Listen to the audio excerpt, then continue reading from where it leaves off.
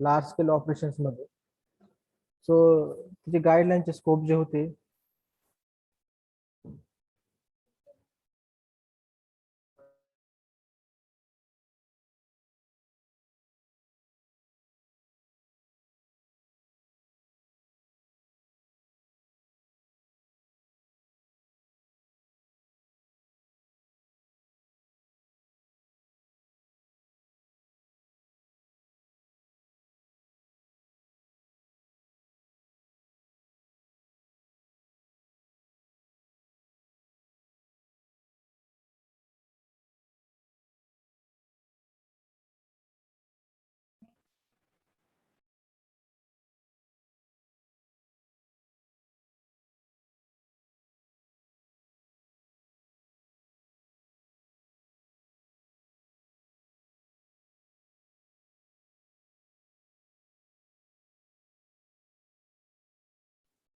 Okay. So scopes मध्ये second जे आहे ते लार्ज स्केल ऑपरेशन आहे आणि एन्व्हायरमेंटल रिस्क आहे. Okay.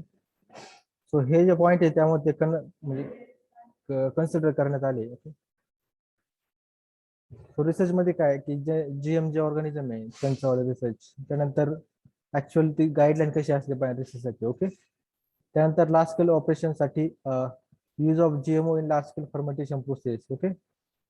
Then based on the principle of LSP म्हणजे त्या प्रॅक्टिसेस आहेत त्या डेव्हलप करण्यात आल्या आहे. ओके. त्याच्यामध्ये देण्यात आले आहे. त्यानंतर involves containment, equality control, personal protection and medical surveillance या गोष्टी कन्सिडर करण्यात आल्या. तुम्हाला पण माझ्या मते एक प्रोटोकॉल असतो हजार्ड रोखण्यासाठी. ओके. HHSP काहीतरी असं नाव येतं. जसं फूड सेफ्टी मध्ये हे पॉईंट म्हणजे कन्सिडर करण्यात येतात प्रोटोकॉल असतात, त्याप्रमाणे जीएम क्रॉप साठी पण काही गाईडलाईन्स आहेत, काही प्रोटोकॉल आहे. ओके. सो एन्व्हायरमेंटल रिस्क मध्ये release of engineering organism, environmental series, ecological consequences. आता ह्या सगळ्या ज्या गोष्टी आहेत ह्या गाईडलाईन मध्ये इन्व्हॉल्व करण्यात आल्या. Okay.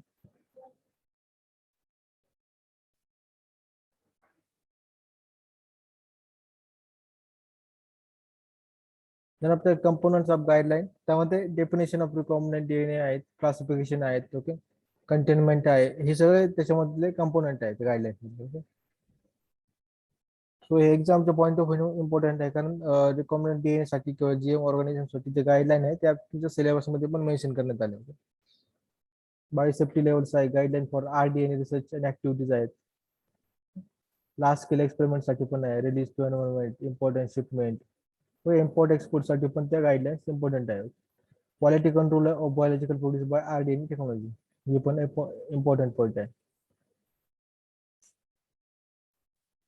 The recombinant DNA is the general name for taking piece of DNA and combining it with another strand of DNA. Okay.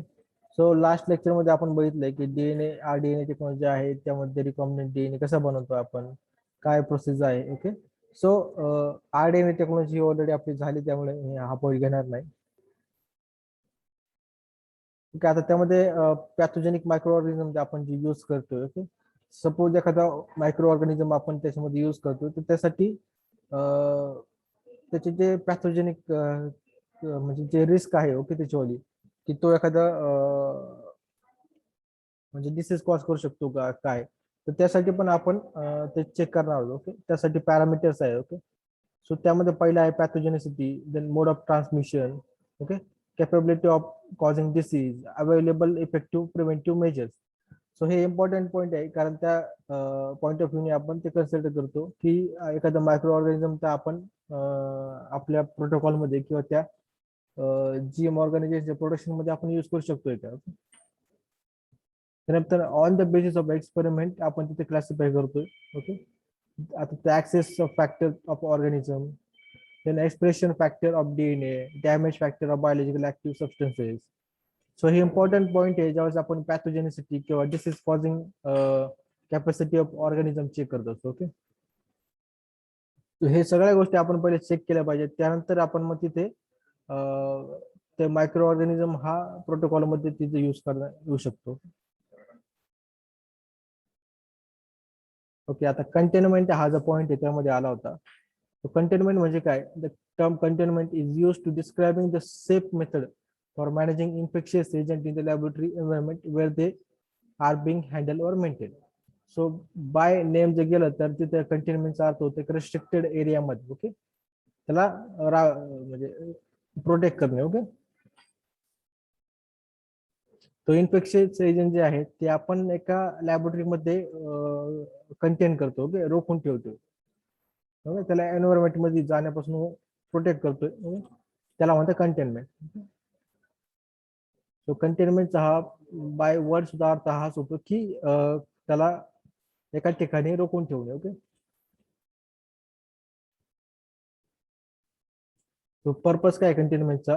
To reduce the exposure of laboratory workers other person and outside environment to potential hazard agent. Suppose एखाद्या agent आपण use करतोय जो potentially toxic आहे किंवा hazardous आहे, तर त्याला त्या ठिकाणी एखाद्या ठिकाणी कंटेनमेंट झोन मध्ये किंवा आपण कंटेनमेंट झोन आपण बघितलंय कोरोना पिरियड मध्ये पण, तो एखाद्या ठिकाणी रेस्ट्रिक्ट करत त्याचं मुवमेंट. ओके, सो त्याला कंटेनमेंट आपण म्हणतो. ते त्याचा यूज काय आहे की तो जो सगळ्या आपण म्हणतो सपोज एखाद्या लॅबोरेटरीमध्ये वर्कर आहे त्याला पण तो रिस्क फ्री असतो. ओके, कारण ते जर हजार्डस केमिकल आहे तो जर रेस्ट्रिक्ट केला तर ते पण आपण तिथे लॅबोरेटरी पर्सन आहे किंवा वर्कर्स आहेत त्यांना पण त्या इन्फेक्शन पासून वाचू शकतो. तर टाईप ऑफ कंटेनमेंट्स मध्ये दोन टाईप आहेत. फर्स्ट टाईप आहे बायोलॉजिकल, सेकंड आहे फिजिकल. ओके, सो हे सगळे जे आहे हे पार्ट आहेत. ओके, गाईडलाईनचे रिकॉम्बिनंट डीएनए किंवा जीएमओच्या गाईडलाईनचे. ओके, त्या कंटेनमेंटचं पार्ट आहे एक आहे बायोलॉजिकल आणि फिजिकल. ओके, सो बायोलॉजिकल मध्ये एखादं ऑर्गॅनिझम आहे त्याला कसं हँडल करायचं किंवा त्याचं एक्सपोजर कसं कमी करायचं यासाठी बायोलॉजिकल कंटेनमेंट आहे. सेकंड आहे फिजिकल, म्हणजे एखादा जे केमिकल असेल किंवा काय असेल त्याला कसं त्याचं एक्सपोजर कमी करायचं. ओके, लॅबोरेटरी वर्कर किंवा एन्व्हायरमेंट पासून. सो हे झाले पॉइंट ऑफ व्ह्यू कंटेनमेंटचे. ओके, समजतंय का गाईडलाईन्स?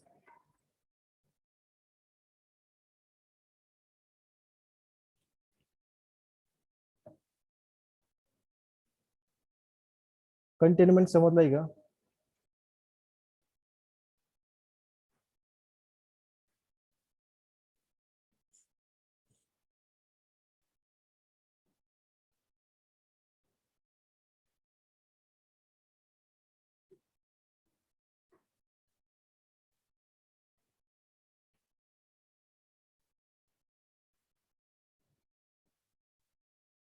आता सर जर बायोलॉजिकल बोला बोला. Containment explain.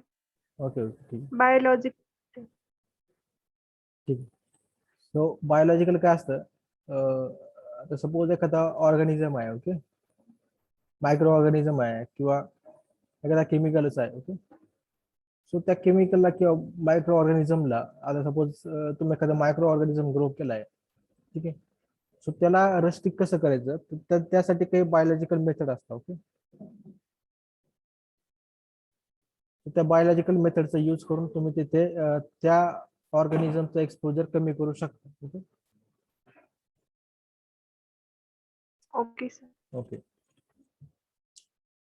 So biological method असं काही स्ट्रक्चर नसतं. ओके, जसं फिजिकल कंटेनमेंट जे असतं ते स्ट्रक्चर असतं एखादं. ओके, तर त्याच्यामध्ये ते आपण एखादा समजा ऑर्गॅनिझम ठेवला किंवा केमिकल ठेवलं काही जर ठेवलं तर ते तिथे आपण कमी करू शकतो. ओके, किंवा फिजिकल मध्ये मग काही ट्रीटमेंट पण येतात. ओके, रेडिएशन पण येऊ शकतं किंवा काय येऊ शकतं जेणेकरून त्या एखाद्या ऑर्गॅनिझमचं एक्सपोजर कमी करतो आपण. ओके, तसं बायोलॉजिकल मध्ये बायोलॉजिकल मेथड आहे. तर त्या बायोलॉजिकल मेथड यूज करून आपण त्या ऑर्गॅनिझमचं किंवा मायक्रोबचं आपण सराउंडिंग सोबत किंवा एन्व्हायरमेंट सोबत त्याचं एक्सपोजर कमी करू शकतो.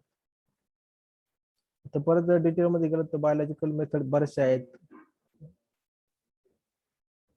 फक्त एक लक्षात ठेवा की कंटेनमेंटचा मेन जो इम्पॉर्टंट फंक्शन आहे कंटेनमेंट झोनचं किंवा कंटेनमेंटचं, ते बाजूच्या सराउंडिंगच्या सोबतचा एक्सपोजर कमी करणे. Okay.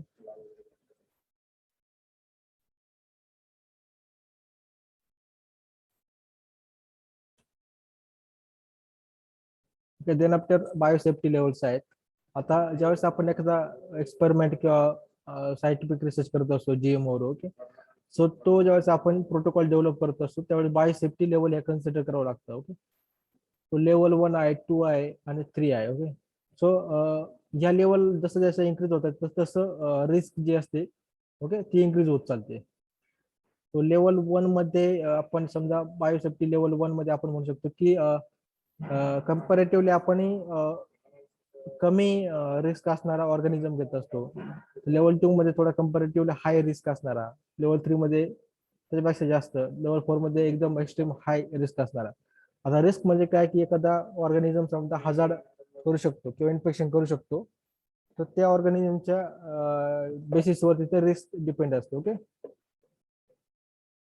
so it consists of combination of laboratory practices and techniques, safety equipments and laboratory facilities appropriate for the operation performed and the hazard posed by infectious agent. आता हजार्ड आहे किंवा तिचे इन्फेक्शियस एजंट आहे, त्याच्या जेवढा ज्या प्रमाणात तो हजार्ड पोहोचवणार आहे किंवा नुकसान करणार आहे त्याच्या अकॉर्डिंगली ह्या बायोसेफ्टी लेवल असतात. आणि ह्या लेवलच्या अकॉर्डिंगली मग आपण सेफ्टी इक्विपमेंट्स आहे, लॅबोरेटरी फॅसिलिटी आहे, त्या त्यासाठी यूज करत असतो. आता कॅटेगरी 1 जे आहे, ओके, आता ह्या गाईडलाईन मध्ये काय दिलंय की समजा कॅटेगरी 1 आहे, ओके, कॅटेगरी 2 आहे, 3 आहे.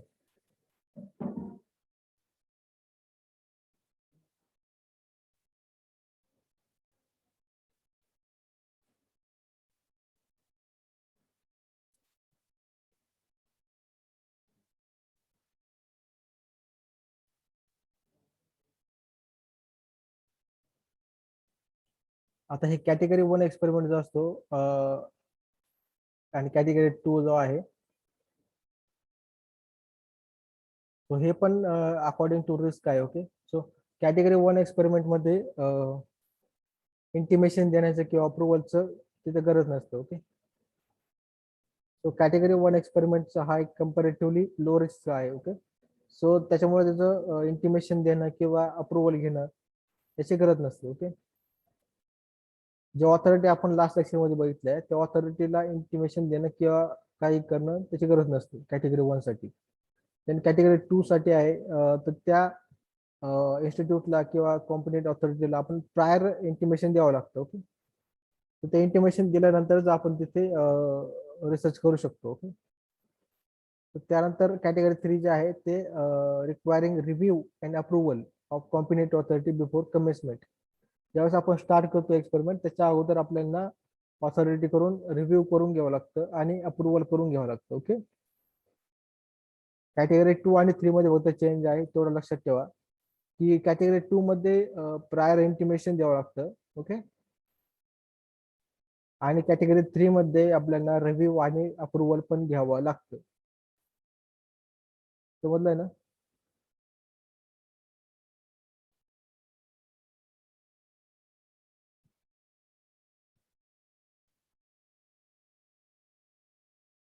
या कॅटेगरी रिस्कच्या बेसिसवर आहे. ओके, त्या एक्सपेरिमेंट मध्ये किती रिस्क आहे, ओके, त्या बेसिसवर या कॅटेगरी असतात.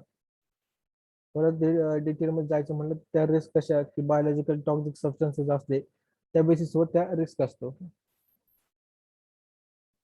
फक्त एवढं लक्षात ठेवा या कॅटेगरी ज्या आहे, ओके, या म्हणजे गाईडलाईन मध्ये आपल्याला त्या कॅटेगरी दिलेल्या असतात. ओके, सो तर कुठे गाईडलाईन मध्ये कॅटेगरी 1 एक्सपेरिमेंट आला किंवा कॅटेगरी 2 आला, कॅटेगरी 3 आला असं आलं तर तिथे मग ह्या गाईडलाईन लागू होता. सो कोणत्या एक्सपेरिमेंटचं कॅटेगरी वाईज असं क्लासिफिकेशन करण्यात येतं. आणि या अगोदर आपण बघितलं की बायोसेफ्टी लेवल्स आहे.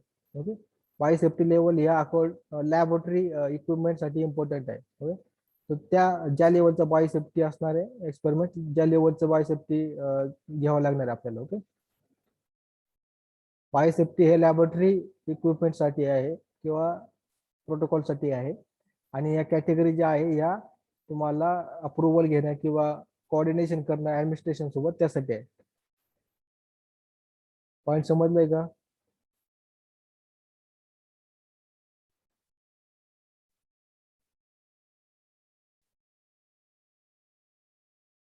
Arpita Yes, sir. समजलंय ना बायोसेप्टिक लेवल्स आणि कॅटेगरी या.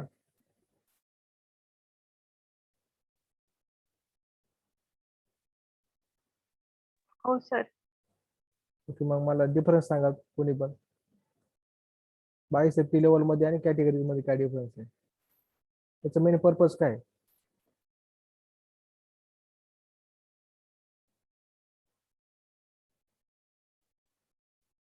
समजा गाईडलाईन मध्ये कुठेही जरी आलं, ओके, बायोसेफ्टी लेवल आहे 1 2 3 आहे, त्याचा पर्पज काय आहे, आणि कॅटेगरी 1 2 3 आलं त्याचा पर्पज काय असतो?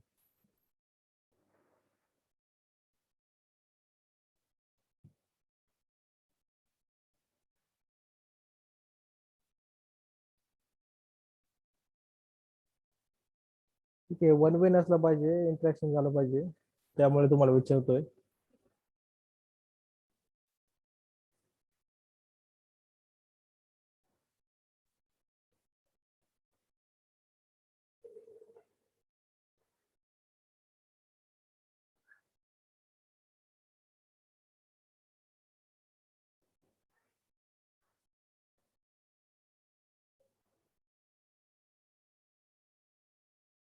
तर समजलं नसेल तर विचारू शकता.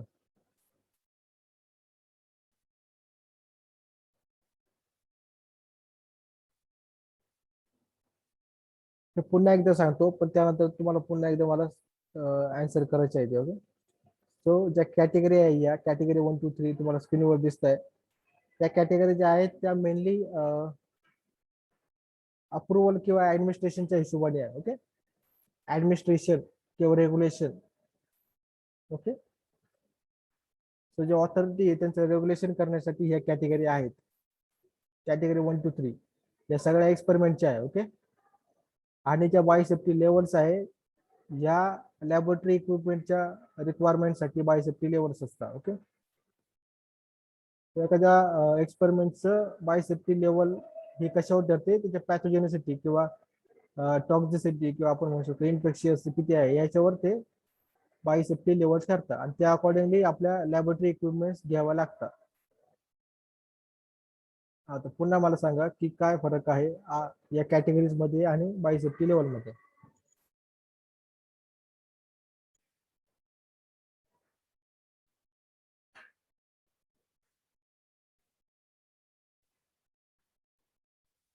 Biosafety levels are required for experiment requirement, laboratory requirement. And, categories are for authorities and approval. Okay, ठीक आहे, कारण हे इम्पॉर्टंट पॉईंट आहे. गाईडलाईन मध्ये जर कॅटेगरी आलं, बायोसेफ्टी लेवल आलं, तर तुम्हाला समजलं नाही तर ते उपयोग नाही होणार.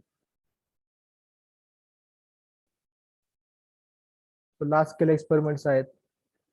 आता हे प्रोडक्शन साठी आपण बघितलंय की आता ह्या गाईडलाईन्स आहेत मेनली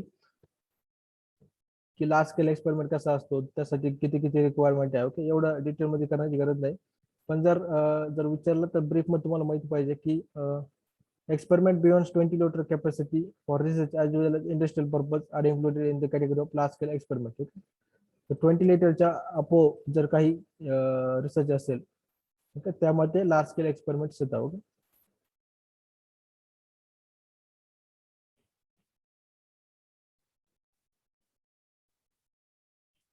ओके, जीएससी कडे तर आपल्याला डिटेल पाठवावं लागतं. ओके, लार्ज स्केल एक्सपेरिमेंट साठी अप्रुव्हलला लास्ट. ओके, जीएससी म्हणजे जेनेटिक इंजिनिअरिंग अप्रुव्हल कमिटी.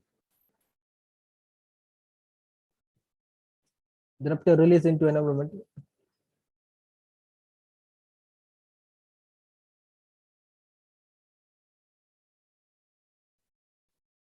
तो ज्यावेळेस आपण रिलीज करतो एखादा मायक्रोब्स, ओके, एन्व्हायरमेंट मध्ये, तर त्याचे पॅथोजेनिसिटी कमी करण्यात येते. ओके, सो रिस्क असेसमेंट हा एक पॉइंट आहे. रिस्क असेसमेंट म्हणजे आपण त्या एखाद्या एक्सपेरिमेंटची किंवा रिसर्चची आपण रिस्क असेस करतो. ओके, इव्हॅल्युएट करतोय की त्याच्यामध्ये किती रिस्क असू शकते. ओके, तर सगळं ते करून मग तो रिलीज करण्यात येतो की ऑर्गॅनिझम. आता GAC आहे हे सगळं कंट्रोल करत असतं फायनल. ओके, ह्या सगळ्या गोष्टी या कमिटी असते, ऑथॉरिटी असतात, हे चेक करत असतात. त्या अकॉर्डिंगली तू गाईडलाईन्स आहे की नाही. आता हा इम्पॉर्टंट पॉईंट आहे की इम्पोर्ट अँड शिपमेंट कसं करतात. सो इम्पोर्ट साठी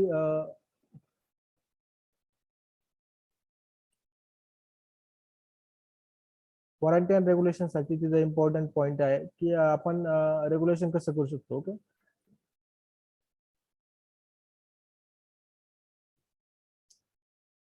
त्यासाठी हा पूर्ण कार्टोजन प्रोटोकॉल पण आहे, बरेचसे पॉईंट आहे फॉरेन ट्रेड साठी. पण हा ही जी साईन आहे, ओके, ही साईन इम्पॉर्टंट आहे ज्यावेळेस आपण एखादा एक्सपेरिमेंट किंवा आपण ज्यावेळेस एखादा शिपमेंट करत असतो. ओके, ज्यावेळेस आपण प्रोडक्ट बनवतो लास्टली, ओके, समजा GM फूड तुम्ही बनवला, तर त्याचं पॅकेजिंग लेबलिंग हे जे आहे त्याच्यासाठी प्रत्येक आता काही कंटिनेंट वाईज आहे. म्हणजे समजा युरोपसाठी वेगळं असतं रेग्युलेशन. ओके, पण काही रूल जे आहे कार्टेजन प्रोटोकॉल मधले ते सगळ्यांसाठी सेम आहेत. तर ते तुम्हाला क्लिअर करणं गरजेचं आहे. आणि त्या रूलच काही गाईडलाईन्स आहे हे आपल्या RDNA टेक्नॉलॉजीच्या याच्यात आलेलं आहे.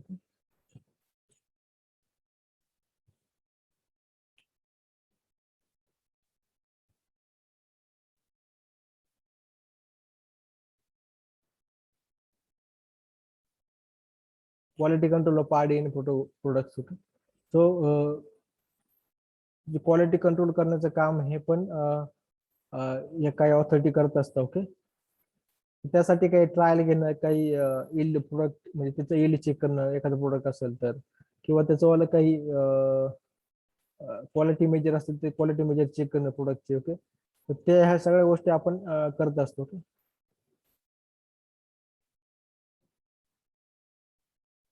आता गाईडलाईन इम्प्लिमेंट करण्यासाठी काही बॉडीज आहे. लास्ट लेक्चर मध्ये आपण बघितलं होतं की या सगळ्या ज्या ऑथॉरिटी आहेत त्या गाईडलाईन्स फॉलो करण्याचं काम किंवा चेक करण्याचं काम करत असतात. ओके, आता हे स्ट्रक्चर आपण पुन्हा एकदा बघूया. तर यामध्ये जर टॉपला आहे म्हणजे जी हायर ऑथॉरिटी आहे ती गव्हर्नमेंट ऑफ इंडिया आहे. ओके,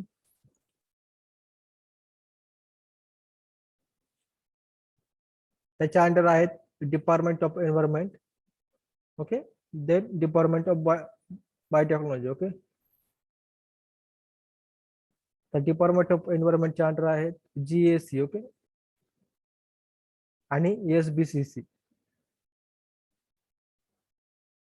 आणि DBTच्या अंडर आहेत RDSC आणि RCGM. ओके, सो RDSC ही साईड जी आहे राईट साईड DBTच्या अंडरची ही ऍडवायझरी आहे. ओके, ऍडवायझरी बॉडीज आहे, रिकॉमेंडेड DNA ऍडवायझरी कमिटी आहे RDSC.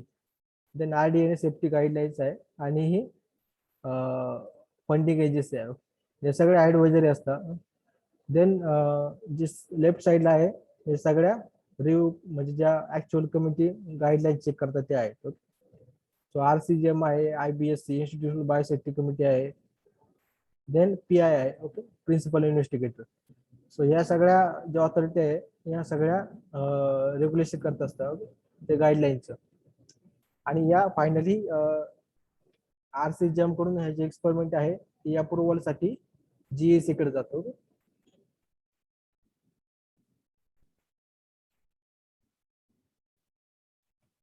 समजलाय का?